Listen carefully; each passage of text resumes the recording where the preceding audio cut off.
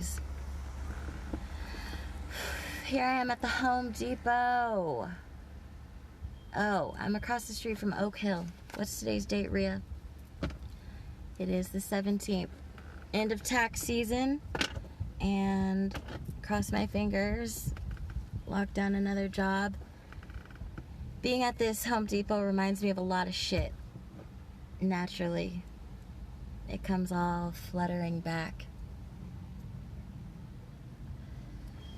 Most of it makes me want to laugh just at the absurdity of it, but when I came out of Home Depot, I had some vato hanging out by the car, which was nothing. It was nothing. It was just some fucking straggler, but it made me uncomfortable because it reminded me, and it's so funny because this memory popped up when I parked at Home Depot, just getting here. I remembered because I was thinking about all of these synchronicities, or not synchronicities, the orchestrated shit that ain't nobody want to talk about that never happened. I remember one of the fucking stupid things that happened here with the harassment of the motherfuckers that were fucking with me at the time, feeling so cool and shit, you know, like big crews of people fucking picking on a girl, woo, you know, and clearly, like, they've been gamed up on some shit and information on Rhea, so it's like, again, of course, yes, you had my terror, you had my fear, but, like, are you a fucking tough guy? Are you fucking a group of tough people? Because, yeah, power in numbers, but, like, as James would say, that's like, no, well, James would say, like, anyone who yells or is angry is showing weakness, but I don't agree with that. I think that it can be a sign of weakness, but I'm getting off topic. A sign of weakness to me is somebody that needed to come up to you in groups or harass you in groups or had secret knowledge about you and the upper hand. Doesn't make you tough, doesn't make you cool, doesn't make you fucking smart. But it will make you a winner because you're cheating. But, like, bravo, right? But I had all these, like, coincidences. Again, I don't believe in coincidences. My life has taught me not to believe in coincidences, although most retarded people do. Or people who are trying to skirt some fucking truth. They love chopping it up to coincidence. Anything that they can do to deny reality. But I was parked in this parking spot over to my right, and this dude approaches my car, and I had the window down, and this motherfucker starts grabbing on me. Like, puts his hands in the car, starts fucking grabbing on my legs, trying to grab at my pussy, and I'm like, bro, and like pushing him off of me and stuff. And then he's got really fucked up, like, English, and basically he's propositioning propositioning me for sex, right? Which is another one of those running fucking jokes. Like, man, I never had so much business as a sex worker, but get me out here in 2020 and it must be like wearing a fucking sign that says, like, I'm super fuckable, because that seemed to be what everybody wanted to do. So this motherfucker's grabbing on me. So glad I had so many tough dudes around me to protect me. No, but and he's like literally grabbing my fucking vagina, and I'm like pushing him off of me and trying to roll up the fucking window, and I do what I have to do to get people to stay the fuck away from me. Sometimes you gotta, like, just act like, yeah, sure, I'll come meet up with you afterwards, bro. Like, I can't do this right now. Get the fuck off of me. But, of course, you also can't be a super cunt, because then things can get violent, right? You gotta know your fucking audience. You gotta know who you're up against. And 9 times out of 10, if you don't have a fucking weapon on you and you're a girl, you're fucking out, you know, the strength. So I'm not trying to have all that. But I remember at that time, I was like, this fool seems familiar to me. And I realized that this asshole has done the same thing to me in some completely other location. And those are the kinds of consequences. No, we don't believe in consequences here. Not unless they're for you, Rhea. Those are the kinds of coincidences that are just uncanny. Like, in this whole big parking lot, dude, how'd you end up at my fucking car? And don't I fucking know you? I sure fucking do. What, were we low on characters to play and recycle through, or was it just another mind game in order for me to be like, oh great, this asshole again? Wasn't I in San Leandro last time you approached me? What the fuck are you doing here in San Jose? Yeah, I recognize you. So, anyways, it's little triggers, right? I gotta, like, have my video and, like, calm myself down, because James asked me the other day, like, how are you gonna feel working at Home Depot at that location? Because obviously he knows enough to know, even though James knows, like, this fucking much of what happened to me. He knows this much, which is this much more than most people, but really, in the grand scheme of things, like, there's a reason why people didn't hang out with me for full days unless they were, like, sent to me or on some fucking grandiose mission that they had to fucking do. They didn't spend the day with me because they would have been exhausted by the fucking insane shit. But typically when people were around me, like, God forbid if I did have, like, a James or a insert whoever with me for, like, a whole day, or, like, MK, that's when all the fuckery, like, gets quiet. Which only plays to the narrative that I'm making it all up. But again, 100 million fucking times. So I didn't appreciate that. But, you know, I was just, like, laughing at that. But how would I feel about being here, which is, like, one of the epicenters of so much insane shit? Like, there was one day I carried a fucking, like, my laundry bag of shit from here, crying hysterically. Hysterical. Who gives a fuck what happened right before? No one was around to see it. But from this spot all the way to Oak Hill, I cried hysterically. Of course, no human being around would be like, what, is she okay? Because this was one of those, like, extra cries, you know, where I, like, it was, like, in my body. I was, like, falling apart and fucking hysterical.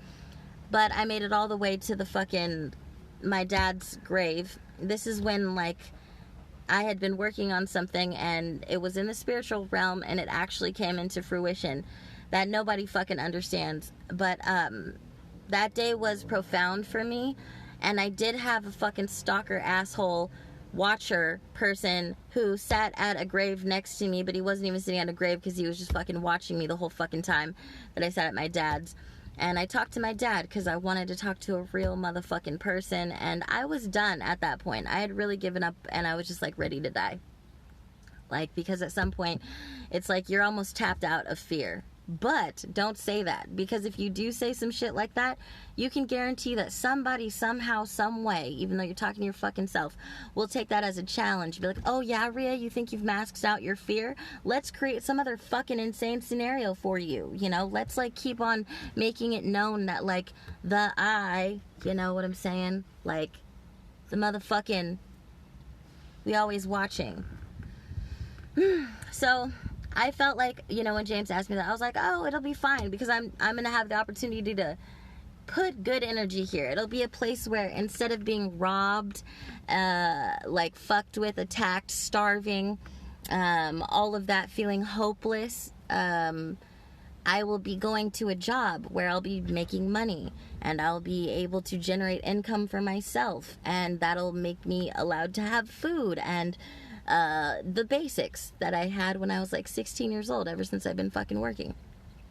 But all it took, so anyways, I'm getting checked right now, because all it took for me to get a little bit, like, my anxiety went up, was to see some asshole standing by the car. And it was weird to me, but I was just like, let me be like the rest of the humans, and I'm just gonna chalk this up to, you know, coincidence. But he's just lingering right there. He's not looking at me, but he's, like, too close for comfort, and I'm just kind of like, what are you doing, bro?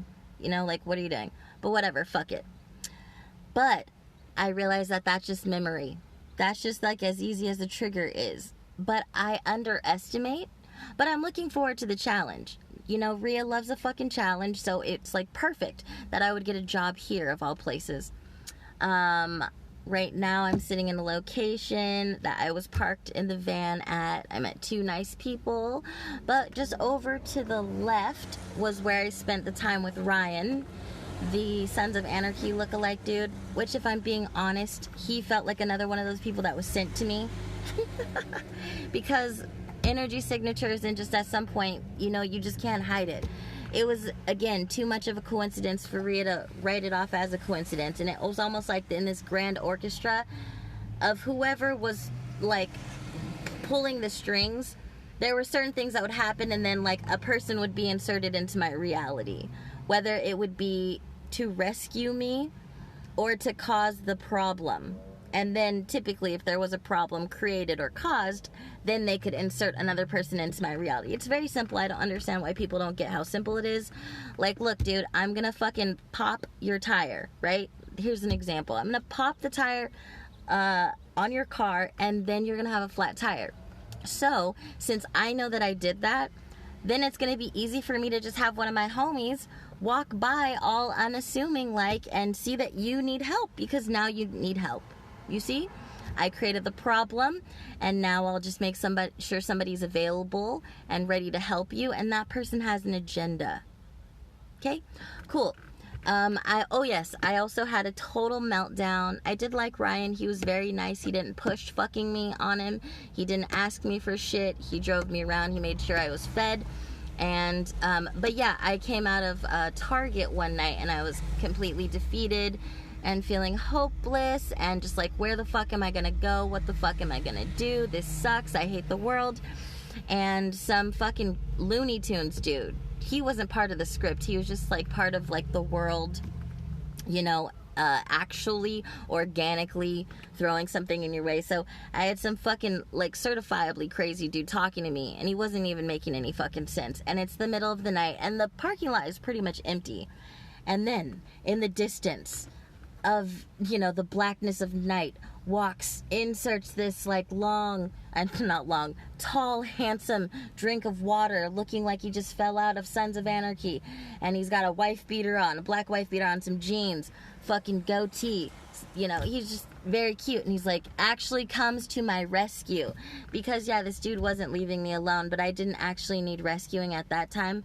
It's so cute. But instantly Ryan became very attractive to me. Why? Because I tapped into the primal part of me, and I was so the imbalance of actually, like, again, someone protecting me, even like squaring up your shoulders or taking a like posture where you gave a fuck, or noticing. I mean, Jesus, I didn't have to jump up and down and be like, oh, I need help. No, just somebody like coming to my aid. See, but that doesn't necessarily mean it's organic, because that's also how you get someone to bond with someone. And so there's a lot of motherfuckers that were put in my life this past year that had that position. They were like, when Rhea needs help, a handful of people she trusts or she likes, and so they got to play that role with me. And Ryan was one of them, and he did a great job. Great job, right?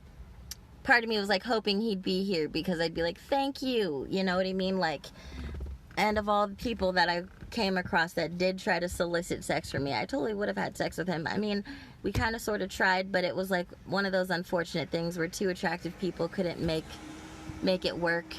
But I felt like, you know, it was the least that I could do.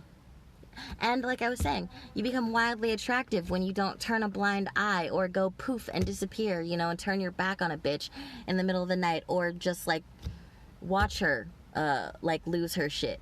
You become like the most attractive man in the world. So I spent a couple days with Ryan. That was nice. I still had a lot of the motherfuckers around me, but they keep their distance when, you know, somebody's on site, on scene. Now, as I'm sitting here, I'm also thinking about another memory, which is right by the ATM. That's where it all began, with this whole Seven Trees, my mom not knowing who was involved, what bullshit. I can't remember his name, but he's the one that called me Doja Cat, and he's the one that came to the van. Anyways, he was a good Samaritan. And see, God, y'all, I thought that I was actually like having these, like I said, synchronistic moments where I'm at my uncle's, and I was so moved by being at my uncle's, and then I think, well, duh. Also, what was the incentive of my uncle to have me at the house? My mom knew where I was. Duh. And so did other people. Because at some point, there's so many hands involved that I wasn't sure actually who was running the show. And so when I met Safari, I thought it was organic. And when I met Mitchell, I thought it was organic, because Rhea was just doing what Rhea does. She walks the streets in the middle of the night, she picks flowers, she listens to music, she minds her own business. So this is a great opportunity to make it seem organic. Very interesting. So I met Safari and Mitchell right outside of my uncle's at Seven Trees. Now, how difficult would it be to get somebody just, hey, this girl is, around, just approach her at some time. And yeah, I'll take responsibility for the fact that I engaged. Again, I was having such horrible human moments that even the most tiny bit of humanity and decency, I would engage with that because I was dehydrated and starving for human connection. This is great because I should have known that earlier, that it wasn't just these fucking degenerates that would be sent to me, but it would also be people that could play that part. And what would the incentive be on that is that you still remain to have complete control. It's just Rhea is less likely to think that you're part of this sinister shit because you're playing the nice guy. But Safari was pointed out to me by somebody once, and they noticed how fast he was, and it was calling attention to him. And then Safari and Mitchell knew each other, but the van guy, because I'm getting all over the place, on April 16th or the 15th, that was when I was fleeing my uncle's and shit was going crazy. And there's even videos of me on Facebook being like, fuck you guys don't give a fuck about me. I had been out all night. I literally was so terrified. My uncle's being a fucking psycho, my mom is being a psycho, and that's when I was trying to make moves to get the fuck out of San Jose. And Safari didn't have anywhere for me to go, and I had no one else to call. So I called this random person who had been sort of nice to me, and he vouched for homeboy that took me away from that location, being my uncle's, where everything was high pressure, high stress. Well, he ends up being the dude that is God, what the fuck was his name? I don't remember. But he was nice. He took me to a nature spot. He let me cry. He spoke something. He told me a story, and it was so akin to what I was going through that I related to him so much in that moment. It was unbelievable. He told me this story about how once, I don't know, he got in an accident or something, and he was literally on the side of the road, and he thought he was gonna die. And he was calling people that he knew, and nobody would come get him. And he remembers the heartbreak of that, of literally being I'm gonna die. And then calling his mom's sister and having her say, you just need to make sure you're at work or some shit like that. And just the feeling of being so alone. So he really got to my heart because it was he was reading my life. That's exactly what I was doing when I was introduced to him. I was literally hitting people up being help, help, help, 911. And once again, everybody in my life was gonna just let me die. So I was having that experience, and I'm thinking the gods themselves are talking to me through this dude. And look, he took me to a nature spot, and he didn't fucking try to fuck me. Oh my God, again, that's just recipe for I love you, right? It's interesting, now that I'm thinking about this, he took me to a nature spot. We had laid in the grass, and it was nice, because it was like being removed from the nightmare. And he's the one that actually took me driving around up in the like San Jose Hills somewhere. I don't even know. And there was like a military base somewhere. I saw it with my own two fucking eyes. It almost looked like it was like in like this, like hills were around it. But then he drove me up to some house, and it had 2 golden D's on it. Black gate with golden D's. And then in that area was the thing that looked like a military base or some shit like that. I had no idea it was there. And everything was feeling rather funny, during this time. But he was looking at my key that I was holding on my neck, and he started to talk about a key club. And he started to talk to me in this way that felt very much like coded language. Which I would say, if you weren't in a gang, let's just think about another kind of group of people that has their own like buzzwords and stuff. And he was talking to me as if I was part of this. It was very bizarre. It was like some part of me understood what he was saying, but then another part really didn't. It kind of felt like someone who understood the Matrix or some shit. Alas. Good guys often turn to bad guys in my story. Not because I want them to be, just because that's the nature of the beast, apparently. So he ends up being the guy who takes me to, I get away to Gwenda, you know, after leaving a video on April 16th where I'm like literally verbatim talking about the pattern of things that have happened to me. And little did I know, I'm making a video, and less than 8 hours from then, I will have my van experience. And he will be the dude. I think his name started with a D. Anyways, him and that short white guy and Safari. Safari drove off in the car. Yeah, I shouldn't have gotten out of that situation. I don't think I was supposed to. Either way, it scared the fuck out of me. Little would I know that the game players would continue to push my threshold of fear. So, again, then I get harassed by the ambulance people. That was disgusting and degrading on all fronts. James comes to get me. We don't need to go through all of that. But he took me to this ATM. I remember because I had just gotten my EBT card. That was my first day of having it ever. And I took $40 out of it. And then, well, everything got stolen. My DSLR camera, a laptop. I easily had like $5,000 worth of shit in that car. No one ever wants to talk about that shit. And that's why it still pisses me the fuck off that everybody wants to say that my shit went missing. Or I hate talking about money because my mom probably owes me like $100,000 worth of shit that she's stolen and destroyed from me.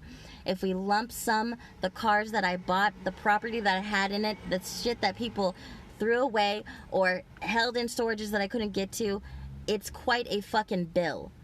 Now that's a bill of things that I could have used to sell to have a life, so I wouldn't have to be dependent on people, not strangers or anyone, or like, you know, it's just my own fucking property. No one likes their shit being taken. Everybody's very particular about their shit, no matter what the fuck it is. But see, somehow there's a double standard where people think I like having my shit stolen from me. Now, I bought all that shit. All the shit that was stolen, I bought all that shit. The many times. And then I scoured the motherfucking area for shit that I could sell or reproduce or do whatever that had value, that nobody else valued.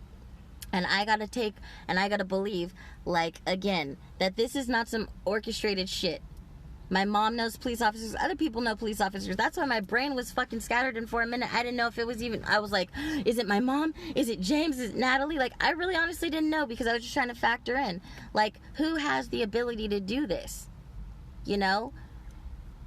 My mom already showed me what she was capable in 2016. And this was, like, leveling up like a motherfucker. Oh, it's a whole other shit. So, yeah, it reminds me of him, which, again, reminds me of all the shit that happened. And I'm supposed to believe that those police officers were not part of this whole bullshit because the only reason why no one will ever be able to explain to me why Maya got her car back, but I didn't get any of my shit back. And it's all because of a fucking clerical error, like not writing somebody's name down. Imagine if I just happened to not write somebody's name down on their tax return. How upset would people be about not getting their motherfucking refund? Because, I didn't write your name down. Ugh. So it reminds me of that. It reminds me of what I called James because these assholes in cars were fucking following me. I was driving all around this motherfucker. And these assholes are following me. And then I parked. This is one day. And I was like, I had a meltdown at Kinko's. And this is after the stuff at the hotel where I would not stay because, oh my God. Do you see how this shit just spiderwebs out into a million things? It's better I get this off my chest before I go home. Because I gotta mum's the word and not talk about this shit. And I gotta definitely not be activated. And I gotta not talk about any of the things because, you know, Rhea with all her fucking feelings, and I don't want to compromise my living situation or my relationship or anything, but these things really fucking happened and nobody was there to protect me. So that's what it comes down to factually. Like, all the stuff in the world, no one was there to protect me throughout the whole fucking year. So I'm screaming, I get pinned at Home Depot. I drive up into almost their front door area, and I pin myself between two cars. And nope, these assholes fucking come and they block me in. And I'm fucking calling James, and I'm like, please come. And that's when he takes me to the hotel. And that asshole behind him was like loked up, but James wouldn't look at him, so of course it didn't make any fucking sense. And the most hilarious actors, non-crisis actors, and part of this whole bullshit, oh, my foot, and that sent me, like, I was like, I'm not staying here. And it was, oh my god, again, with the repeat characters. Because one of those characters was someone I met at my uncle's, and I gave a ride to his house. He didn't remember me. I remembered him. And what are the odds? And this bad actor was like hopping around on his hurt foot. And for me at the time, I was like, everything about this is a lie. Everything. There's not one bit of pain in that person's body. Everything was off. Like, the sound of people when they're in pain, the way that you move your body, like literally this was like the worst acting ever, and it was creating a scene and a distraction. And then I saw one of the people that I would call the bone breakers, because there's always the enforcer in the group, and he starts rolling up, and I'm like, fuck this, I'm not staying at this fucking hotel. There's no fucking way, like no way. But again, nobody would trust me. I'm just the devil for not wanting to stay there. And again, none of it happened. Follow that up with, what is that? Oh, across the street from here. That's when I get pulled over by like a gang of fucking cops. I didn't call the cops, but a security guard thought that James strangled me out the window. And I'm saying, I'm not saying any of that happened. And that's what he said, not me. I'm not saying any of that shit.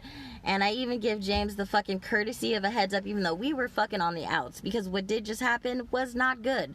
And it was obviously enough of a argument or upset to happen to where a fucking security guard called the cops. But this interaction was akin to all the other fucking idiotic interactions with the cops, where they're asking me things like, did James make you fuck animals? And I've already gone over all this, and they were just so thorough, and it was like 6 cops, and just making me very uncomfortable. So I called James just to like let him know. I thought that was a nice thing for me to do. So it makes me think of that as well. Then I fell asleep in this parking lot, and I woke up and the car was not working, so I had to ask a stranger to jump the car. So there's that. Mitchell. Mitchell had an uncanny ability to find me after certain things. So, going back to the day that I was crying hysterically, crying hysterically all through the parking lot, making a fool of myself. Thank you for not having a piece of shit motherfucker standing there laughing at me, because that's what was missing. Unlike every other fucking time I had a meltdown in public, y'all made sure to have somebody laughing or jerking off. So fucking funny. So that was absent. I was super grateful for that. I think because it wasn't supposed to happen. Some other shit was supposed to go down. So it was one of those, gotta get creative, right? So, gotta regroup. And that's exactly what happened, my guess. If I had to, like, you know, take a step back and imagine myself as the fucking string puller of shit. So Rhea goes and spends time with her dad. And then, you know what? I'm, like, walking through the fucking San Jose that-a-way. And I'm not allowed in a store. This is not unfamiliar either. I don't know how y'all pull those strings, right? Where it's, like, somehow... So I can't even go and get water. I'm literally, like, beyond exhausted. So I stand next to this, like, tire place. And I'm, like, just whatever. And Mitchell, all of a sudden, this bike comes up and, whoo, there's the beautiful Mitchell. And I'm just like, what? As if I could, like, what are the odds, man? You, like, run right into me. And I almost didn't recognize him because he was in a Champion shirt.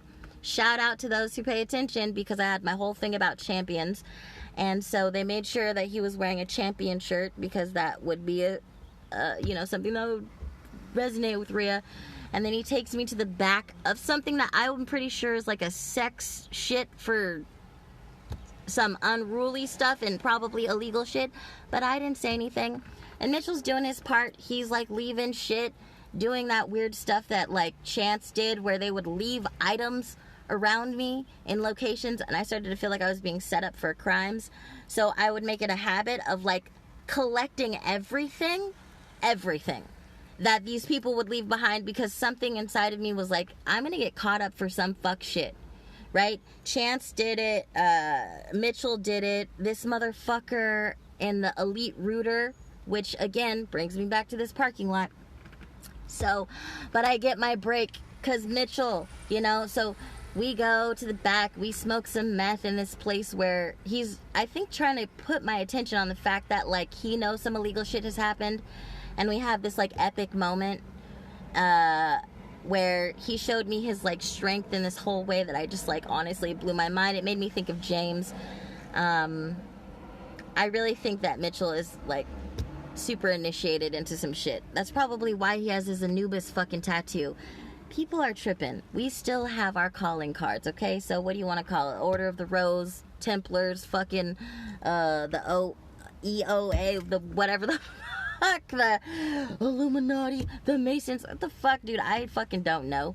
The group in which you cannot name. Whatever. Right. So I got my dose of happy, because that's what Mitchell was. We took some puffs, and that one would never let me fuck him. It drove me crazy, because he was just like, he loves his meth. But I always felt like Mitchell was sent to me, and he had to do some work.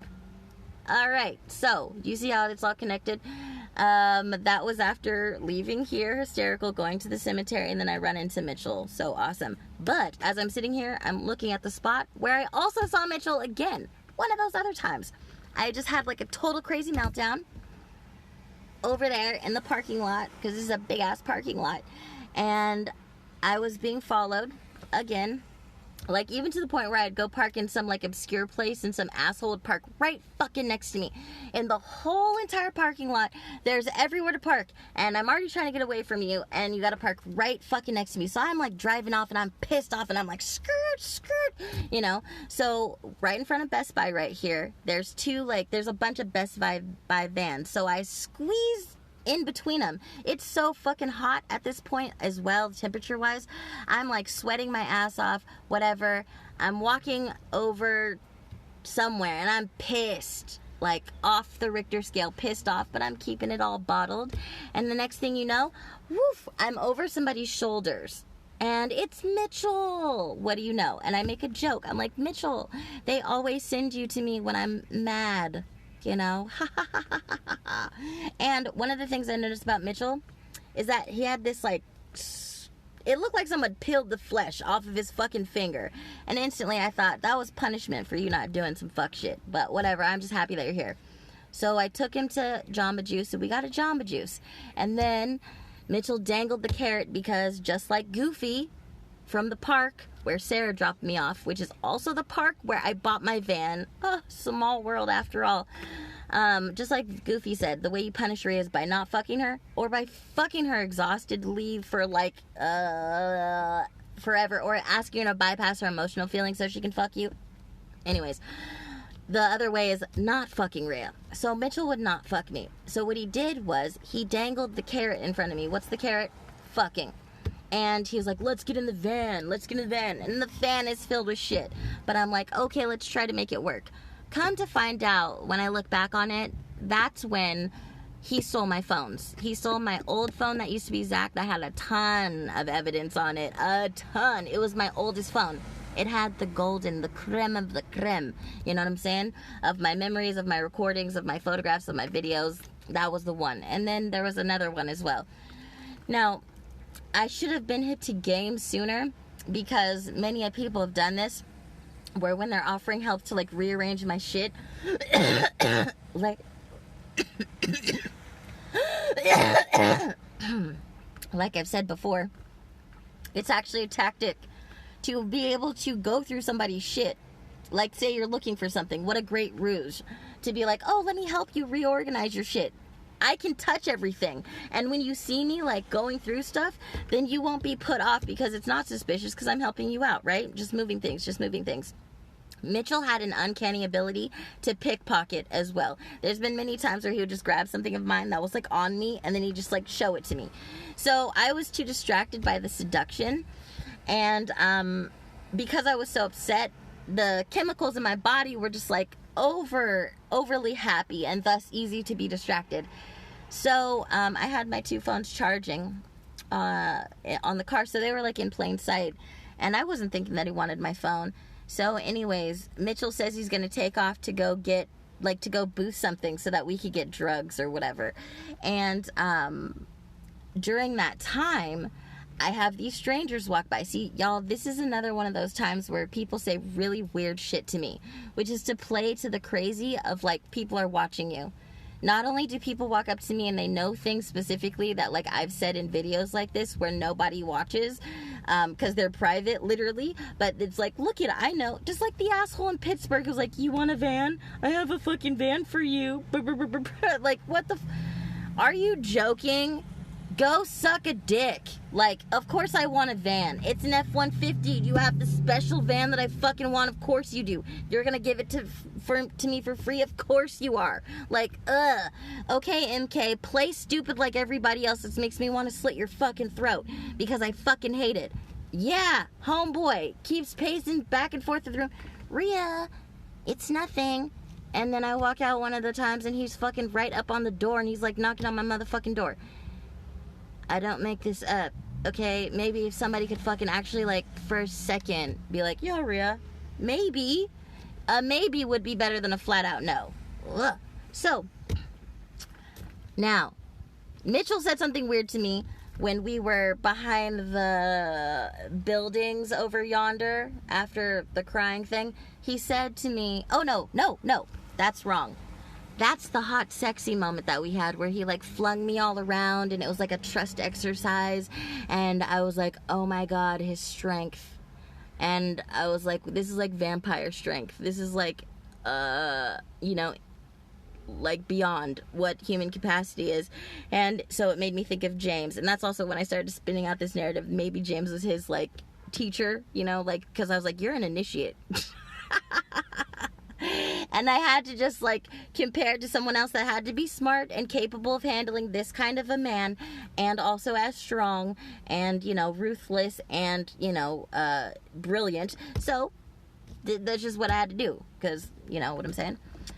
I don't know what the rest of y'all look like, you invisible people. So it was in this parking lot that Mitchell was reflecting on that moment because it was a very interesting moment where he was like joking about, he wasn't joking, I was like, I know that your type, like you think that you can control men sexually, and I was like, I can't control you sexually, like you're like one other person I know in this world who has transcended sex, and the power of sexual, like whatever, does not rule your world.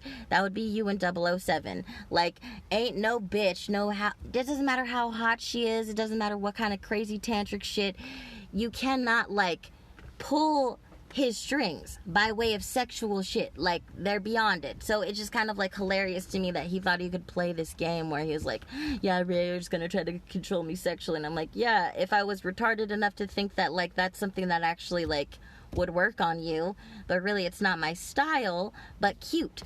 And that's when I called him on the crazy talk that he does, where I was like, it was kind of like being in John Wick. You know, when they have, like, the crew of homeless people that, like, are not actually homeless people. That's how I felt. Like, they just play crazy really well because it has, like, a great outcome where people stay away from you. You can say a lot of shit where people aren't even paying attention. You know, you can drop a lot of truths in there and just, like, flurry it all up, scramble it all up with, like, jib, jab. You know, and I looked at him at one point and I said, Mitchell, don't do that shit with me. Like, talking in circles, half saying shit or whatever, it doesn't work on me. Like, I get that you do that for a fucking reason, basically. And I'll never forget it because he looked at me and he just kind of, it was like this millisecond acknowledgement of, like, you know, game recognized game, and he was like impressed that I fucking called him on it, kind of thing. And then he went right back to it, but on a lower scale. So I appreciated that because I was just like, oh my God, I get it. It's dizzying, very effective. Like, you are great at pickpocketing. You are great at, like, the crazy dizzying talk shit. You are definitely not what you seem because, like, again, somebody show me.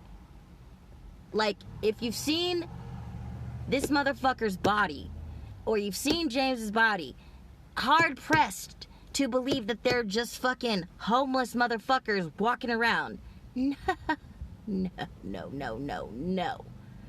So, It was here that Mitchell was sitting right across the street where I'm looking, and he was like, he says some weird shit to me, like, you know, that was the most viewed, that was like the most watched moment or some shit. And I was like, what are you talking about? I knew what he was talking about.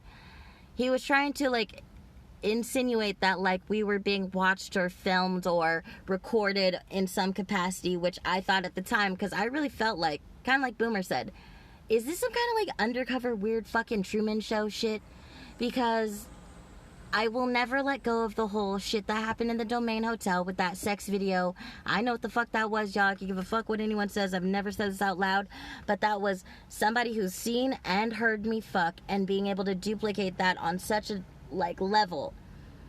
It was like my kind of porn. More than it was my kind of porn, it was basically me, but two other people acting like me and James. I care not. I'll keep it to my fucking self. The sound, the cadence, the breath, the spaces in between the breathing, the like holding hands the way that I do as I'm getting fucked from behind. Like, literally, that's why, y'all, I had the fucking beanie over my head in the Domain Hotel listening to that shit crying, because I was listening for me. It not being me, and I couldn't, and that's why I was like, that was like an Academy Award winning fucking, you know, whatever.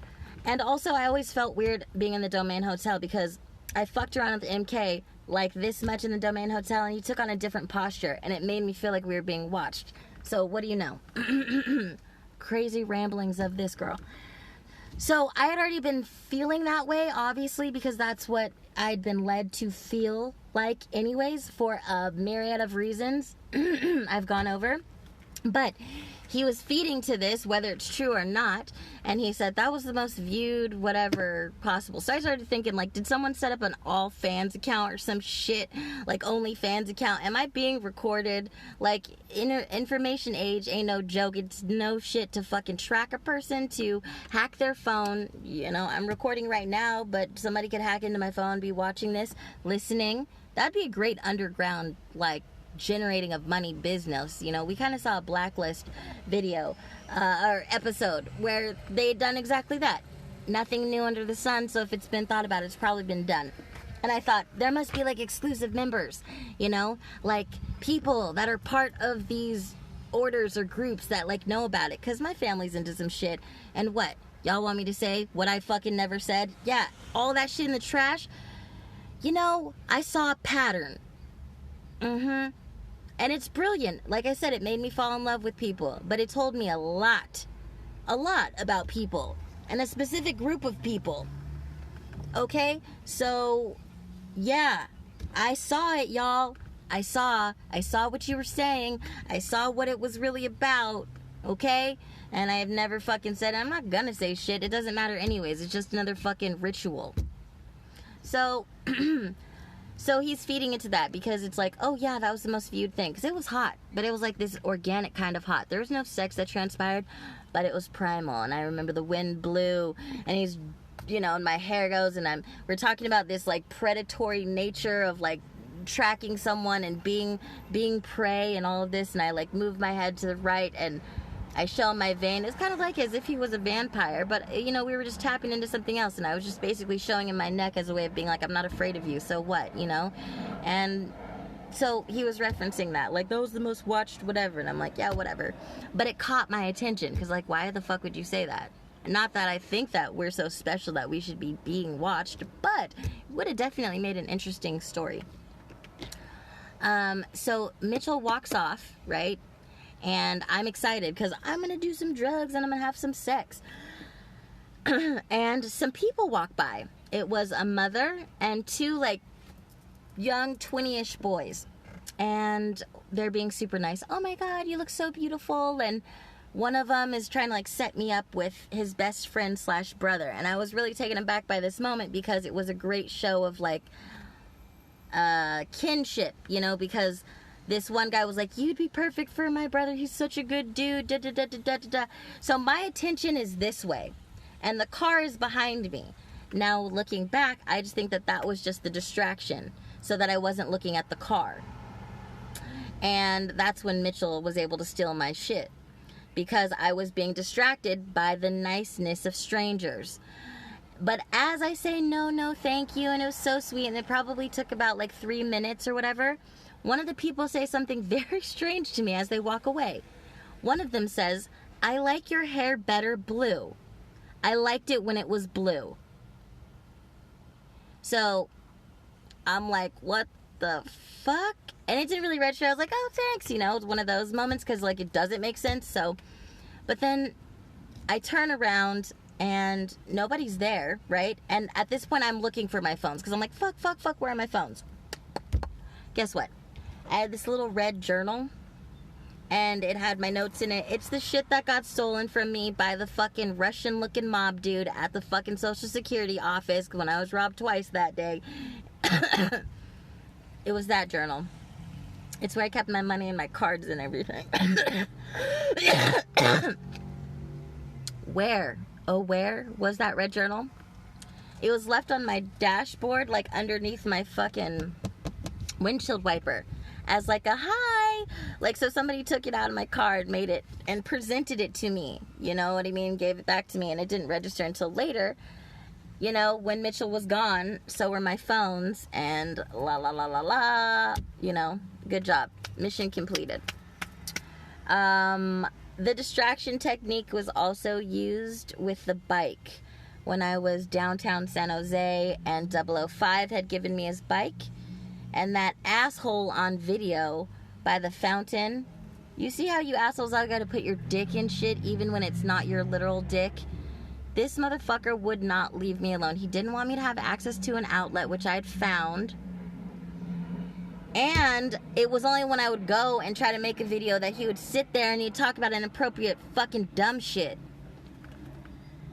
And he was like, so about my dick. And I'm like, you motherfucker, I know who you are. Get the fuck away from me. Plus, he was dropping all the same old calling cards of all these other motherfuckers, letting me know exactly who the fuck he was. It was no coincidence. I'm in the motherfucking nowhere, and he's doing the same old shit as all these other fucking dudes. And I'm just like, ugh. Right? So, whatever. Wow. Do you see how I can just, like, go on and on and on and on and on? At least I can laugh about it. Right. You know, and it's strange because even like little things got me thinking, like that little red notebook that was taken from me, you know, when I got the red notebook from Elizabeth Ochoa at Community Solutions, I felt like, oh my God, maybe she's part of it too. Rhea, you're all methed out and paranoid. Nah, dude, people are steady like playing mind games and they're trying to make me look paranoid. So I'm hyper vigilant. There's a fucking different assholes. So when she gave me that red notebook, I was like, wow, for me, how'd she know? She probably knows. Just like the fate whispers to the warrior, you're not ready for the storm, and the warrior whispers back, I am the storm. How many times y'all gotta put that shit in front of me? So that becomes a calling card too. Why am I rambling? Because I don't ever get to talk about this shit. And it's hilarious. At least I'm getting it out of my system. And every time I do this shit and it sounds like hogwash, it just affirms to me I'm not crazy. And I think I have really good spirits about it. All things fucking considered. All fucking things considered. My fucking God, it's a fucking joke. It's a joke. Like, I'm not supposed to connect Sarah to the Wyndham and fucking the park with Goofy and the red journal and the fucking quotes and the fucking William asshole and the ID's flipping and the asshole who's filming me in the fucking parking lot by the Wyndham Hotel. And what the fuck? Are you kidding me? The only reason why we haven't brought back Mitchell's because he fucked up so royally. And yes, I had to bash my fucking window and climb in because he thought he had it all fucking tied up. That's the only reason why I haven't seen Mitchell's ass.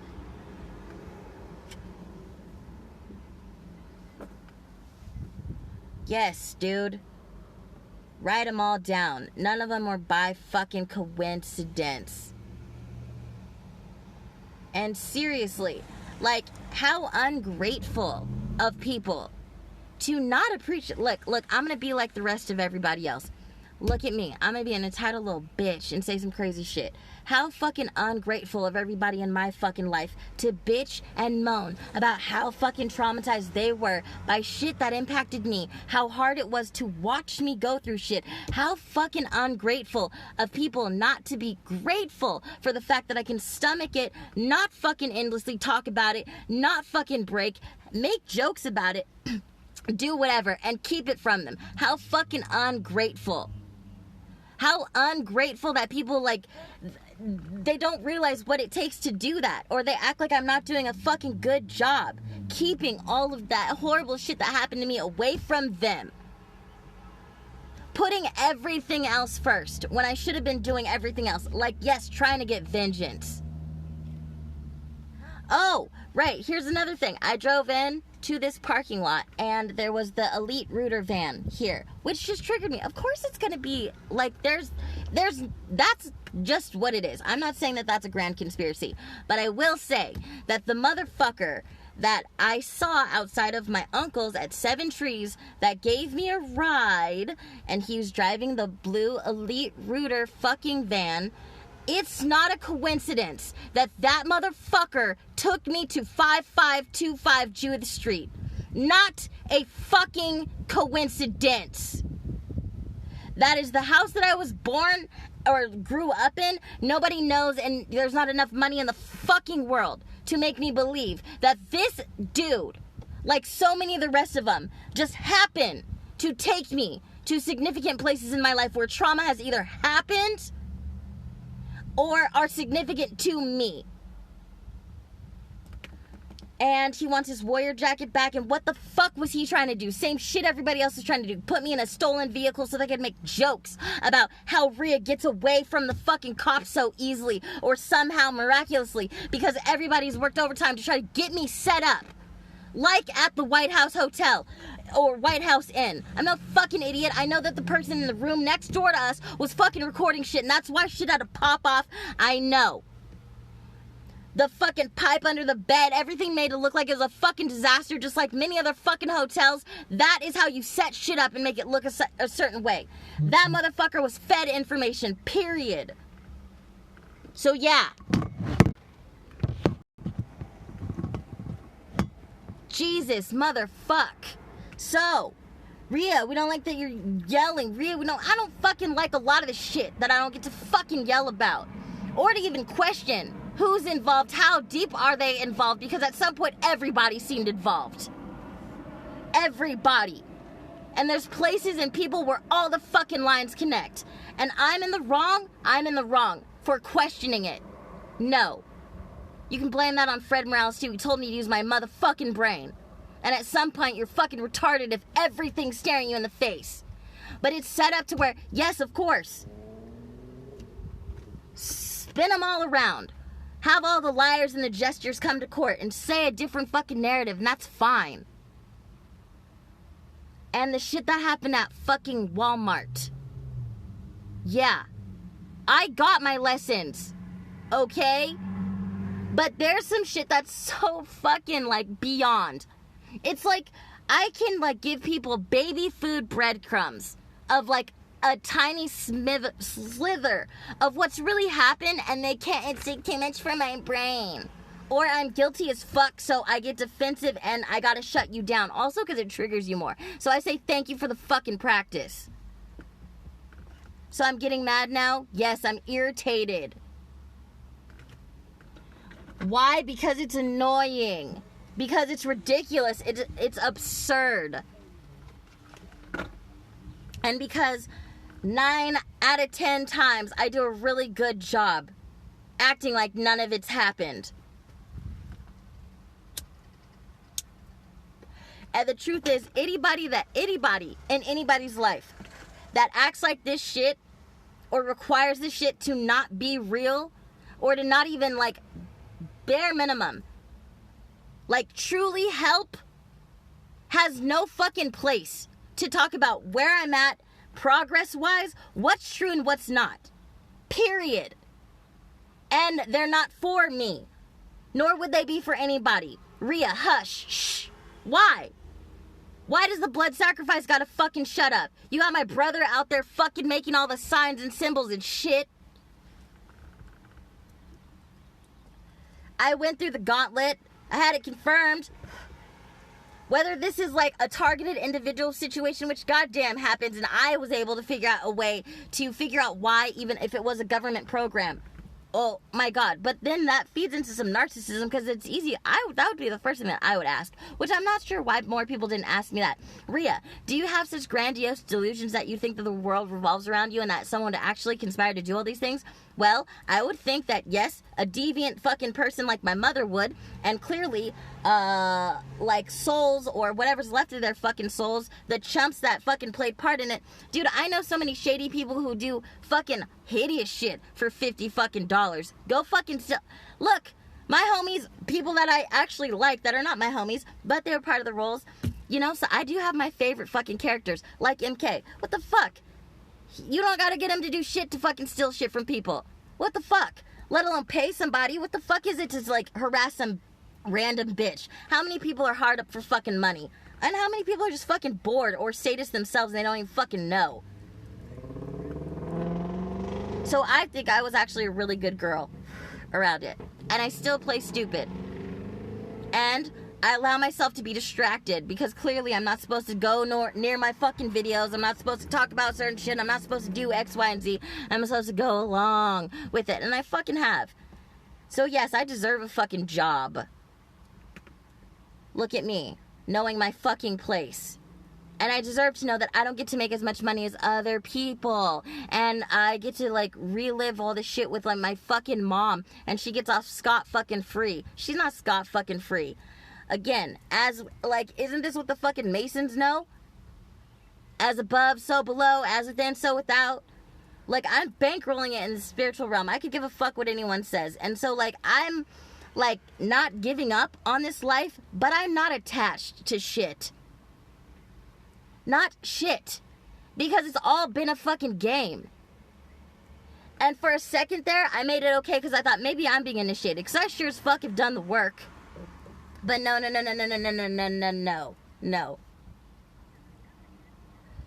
Breadcrumbing. You know one of the nicest things James ever said to me? I don't have any way of holding on to this memory, and this would just be a big lie that Rhea would spin anyways. But it's the nicest thing anyone ever said to me. He made me a video, and this was after the crazy, fucked up, traditional, like, strategic, same old shit with my mom where she sent me to my aunt's, and all that shit's recorded. Again, none of that matters, y'all. None of that matters. I have that whole shit recorded where I'm, like, calling James and all of my feelings that are dismissed, and Rhea, you're just paranoid. I'm paranoid, right? But we got it all on video. Yeah, some asshole showing up in the middle of the fucking night that wasn't there. And I saw his fucking calling cards and his tattoos and shit on his fucking hand. Like, come the fuck on. I feel bad for people inside of this because you really are pushed to kill yourself or go crazy. Those would be, like, really kind, you know, compassionate kills. That's what they want. But at some point, a species would, if you're going to put people through that, you should know that they have the potential to be, like, apex. You know, if you can get through this shit, this mind-bending fuckery. But, like, it's not all humans walking around. Side fucking note. Just because we're in human skin suits, man, some people. But yeah, I'm not attached. I'm hopeful. Because I do believe that, like, yes, whoa, I'm capable of having a job like I had when I was 16. Ugh. I'm capable of having a fucking vehicle like I had when I was 16. I'm capable of doing the shit that I did even when I was fucking drunk off my goddamn ass and still running shit way better than most sober fucking people. Yes, I do believe that's possible, but I don't allow myself to get too caught up in it because I know that people really get off in destroying and sabotaging shit or snatching shit right when things get to feel good. And I'm not surprised by that anymore. So I sleep with one eye open. I'm hopeful and I stay in the happy feelings and the happy place as long as everybody is playing that part. And I also don't get caught off guard. Not completely caught off guard. At any second, at any moment, somebody else could choose to alter the course of my life. And that's just the way it fucking is. And I don't have to understand why, and there doesn't even have to be a fucking reason why. I just know that's been the template. So that's what I expect. And I managed to somehow stay positive despite that.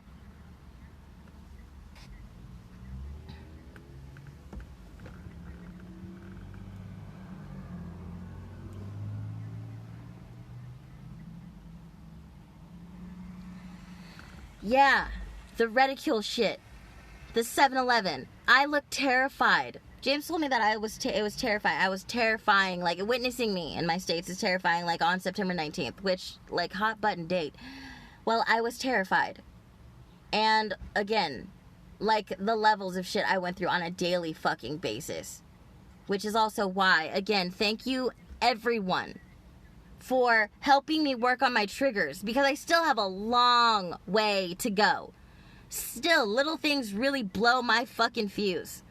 Like, please, people in the world, stop acting like I was out there in 2020 having fun. Some drug-induced fun fucking experience. No. But I understand that that's supposed to get under my skin. I understand that that's supposed to rob me of my experience. I understand that that's supposed to degrade and violate and disregard everything in me. It's supposed to hurt. I get that. Please, you know, like, that shows me I still have work to do. When people play dumb or ignore shit that's happened to me and it still bothers me, I have work to do. Not because I need to be the pathetic, disgusting creature that I was where I thought that that was okay. No. I need to make a mental note that now I've grown as a human being to where I know that that shit's not okay, and I'm also not okay with people in my life that aren't okay with it. But I don't have to say shit about it. I just gotta know. Good job, Rhea. You're not fucking cool with that shit. You knew me in 2020? You don't know about the ice pick situation? You think it's fucking funny that I was being harassed by other people or people are blowing up my phone talking shit to me when I got somebody like holding a big ass fucking knife to me on the corner of fucking downtown or wherever the fuck? Again, epicenter of like when I had to jump over the freeway, walk my ass out there, and then again get planted with some fucking drugs and some shit, have the cops called on me, be threatened by whatever, and literally my life is being threatened and someone's getting rid of my fucking van. Well, it's not mine, so, you know, whatever. But that's what I'm dealing with. That's what I'm dealing with when people have like huge grievances with me. And no one's in the fucking trenches with me. Shout out to Speedy. I miss that motherfucker. Because that motherfucker, like, I changed his life. Like, what is happening for me, I did that for him. And I didn't and Eli. They got to stay at my fucking place. I bankrolled everything. I let them fucking set their lives up or whatever. I didn't fucking constantly like remind them of it or whatever. I was just like my good deed or whatever. So like I'm trying to receive that same gift because it is a gift. But it's not one I'm unfamiliar with. Even when I wasn't in good financial standings. But, you know, Speedy was the only person that stood up to my fucking mom for me. Before mom went and did a fucking lobotomy on him through all this sick shit. Speedy wouldn't let, like, Speedy would have fucking murdered somebody that would have fucked with me the way so many of these assholes, and he definitely would have been bothered by it. But Speedy's dead and gone.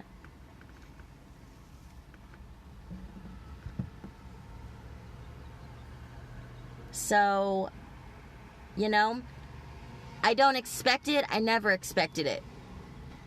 And I got okay with being with men like Zach and Peter. That their mothers and their families, like, took their spines from them. And they didn't know how to fucking man up. Unless it was to fucking me. I got okay with everybody standing around watching me get the shit beat out of me. And that's just the way it is. Now, although that may happen, I don't have to like, respect, or think it's okay inside, and I don't anymore. And also, other stuff that I gotta work on myself with, like, I get really triggered when people do things for other people that they can't do for me. Really bothers me. Well, that's my work. And I just gotta remember that people treat you. Like, what they think about you and how they feel about you is how they treat you. Take all the fucking words out of it. It's the action. And I may not pick battles anymore, and I may just be like, yeah, it's fine. I'm the trash girl, do whatever, and I'll play dumb. But that's not the fucking case. And I'm proud of myself for that. Because it's what every person should give themselves. And anyone that doesn't nurture that or think that that's a healthy way of being is fucking sick in the head. Like, I would never say that to anybody that I knew. Yes, you should be okay with people treating you like shit and ignoring the biggest things in your life and fucking acting you to, like, play perfect and act like everything's fucking fine. And suck it up and be quiet about it. No. What, Mom? I didn't scream loud enough when I was being raped? You fucking evil cunt. Really? You want to look at my fucking vagina? You fucking cold-hearted bitch. No? It never really fucking happened? You didn't set up some sick shit? Sure you didn't, you fucking liar. Everybody else around her want to get paid off and fucking play pretend? Well, we all know who everybody motherfucking is and what they fucking chose. Cash money, notoriety, fame, and whatever. And that's fine. Y'all can choose whatever the fuck you want, but all I've been asking for is just leave me the fuck alone. But no, that can't happen. Because I don't belong to me, and I should be so grateful. Like Sarah said, I'd love to be a slave. Bitch, please. You know, and the levels and the degrees of the mind games is so fucking hilarious. But when I was at the height of my terror and everything was super dialed in, it was kind of awesome. But the tells, you know, I can't even talk to people about basic shit, let alone start talking about energy and how people be telling on themselves. Please. God damn it. Way the fuck. Like, sit down, shut up, and get the fuck out of here. Because, like, your head is already mush and blown up. And so, what's the even point? I remember after the people who made me think my brother was dead, multiple people confirmed that, like I've said 100 fucking times to nobody, leaving me the saws, which actually I thought was poetic because it reminded me of the movie Saw, you know, where you're like put into your worst nightmare. Thank you, courtesy of fucking whatever people consider themselves human beings, right? Okay.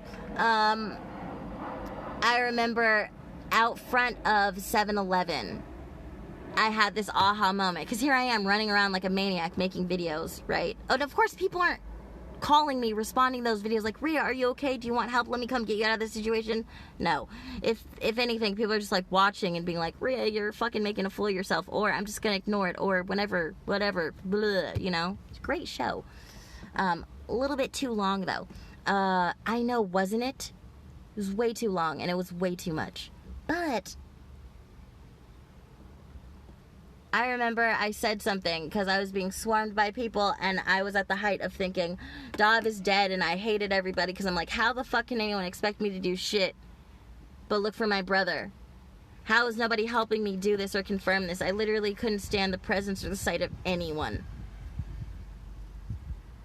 And I said out loud, which I often do because it's my way of throwing energy, I said, in earshot of a couple of people, I said, you know, or this could just be, as if I'm talking to myself, because I often do that as a way of like getting information to other people so that they like can't play stupid as much, or at least for me to let them know that like this is where I'm at in the process.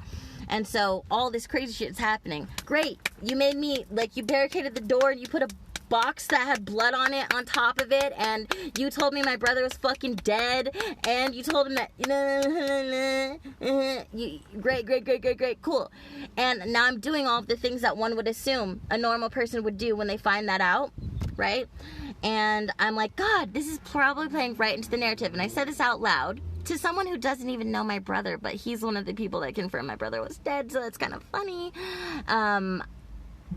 I said in the midst of all of this, and I didn't say it directly to him, but I was like, again, because you can say things and it like bounces off of people, whether or not they realize they don't have to even respond verbally.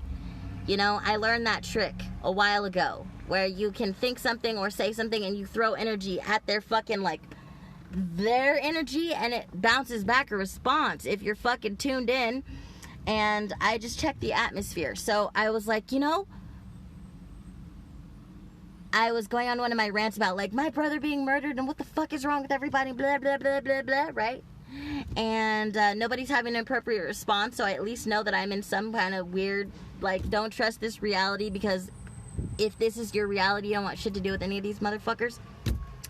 And I said, or, you know, after I go through my rant, like, and Dov's dead, blah, blah, blah, and like, no one's responding to anger, no one's coming back with sympathy or whatever. I said, or this could just be another, like, angle being played where I'm being made to believe that my brother's dead so that I act like a crazy person, and they have evidence of me acting like a crazy person, and it plays to the narrative and my brother's not really dead.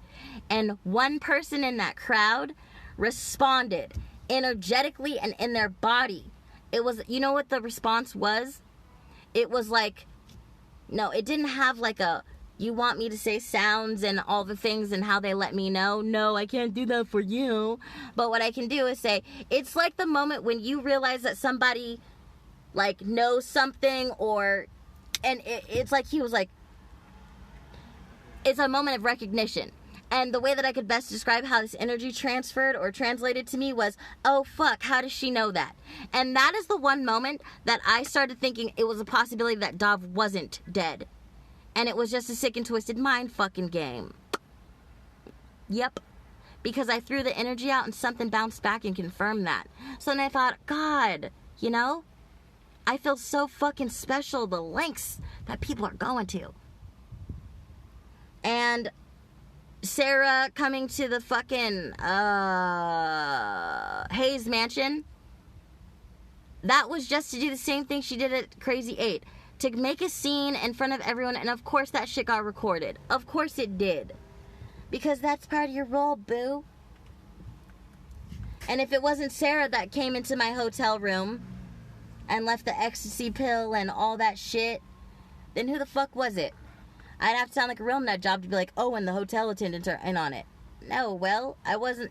You know, don't you love these fucking ultimatums people be giving you when they give you help? Rhea, I'm gonna get you this hotel, which is not the hotel that you want. Because, God forbid, I can't get you an Airbnb because that would give you some kind of privacy. Because people can't just book an Airbnb right next to you. No shit, that's why you guys didn't want me in a motherfucking Airbnb. But, thank you. Oh, wait, what's the caveat, Sarah? I can't have anyone in here, but what if I run into a situation and, like, someone's helping me? What if I break my ankle and I need to be escorted into the room? What if somebody, like, gets into the room? Oh, what about James? No? So, if I don't do this, then I can't have the hotel? Go figure. Bitch, how the fuck do you know where the fuck I am all the time? And you want to know if I have my ID on me? You want to know how much money I have on me? Why? Because I'm not allowed to have any fucking money on me. And everybody needs to know how much motherfucking money I have on me. And if I have my fucking ID, because things are just a little bit easier when you have like $42 in a fucking ID. Fuck you, Sarah. Fuck you. And fuck you, Tiffany.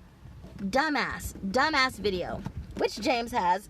Which I think is fucking hilarious. Like, she leaves me some dumbass message, which is all for show. Par for the course. I know this game. I respond with a video when we're at the Lanai Hotel. Because I like to keep things on record, too. And I'm like, listen, basically. I'm like, listen, bitch. Don't send me shit. I basically, God, this is like the same shit I tell my mom. Don't be sending me no well wishes, videos and shit, because all it ends up feeling like is you trying to cover your motherfucking tracks and make it seem like you're something that it's not. I'm not okay. We're not good. My mom is the fucking antichrist when it comes to this shit. I don't take any of this shit for what you're saying for anything true other than you trying to leave breadcrumbs of you not being part of it. So fuck right on off. And then how does she respond? Which is hilarious. She sends me a video, all decked out in jewels and stuff, full of shit. Lying and saying the same thing that her last message said. But why did she have to send me another one? Because these assholes gotta act like that shit didn't happen. You just pick up where you left off. Pfft.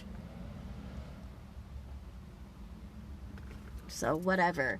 Y'all make me want to just fucking like, you know, I should have taken somebody up on one of those stolen car offers and just driven as far as I fucking could, thrown my fucking phones, and never fucking looked back.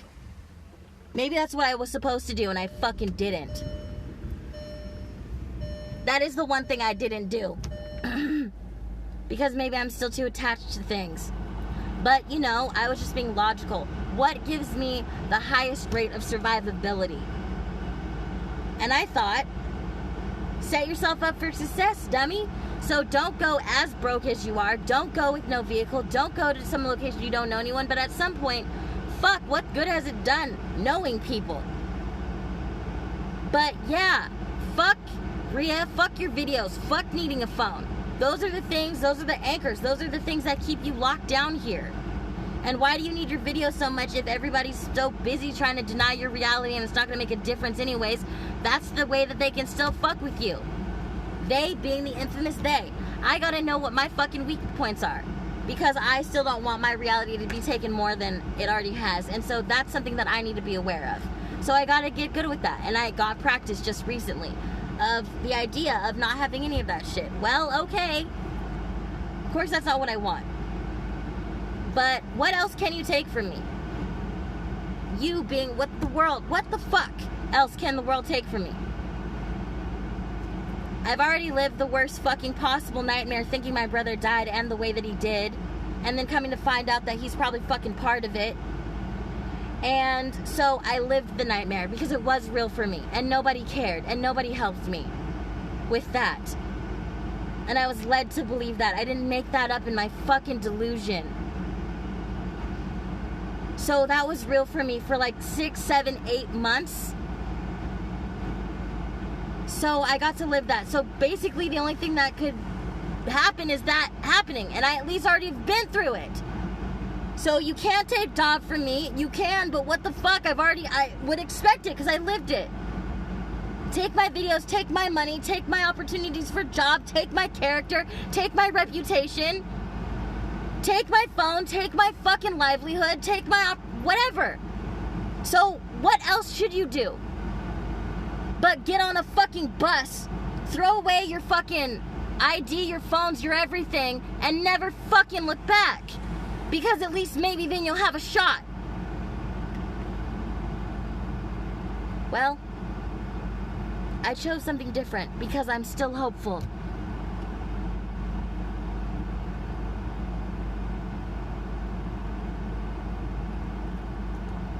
Ugh.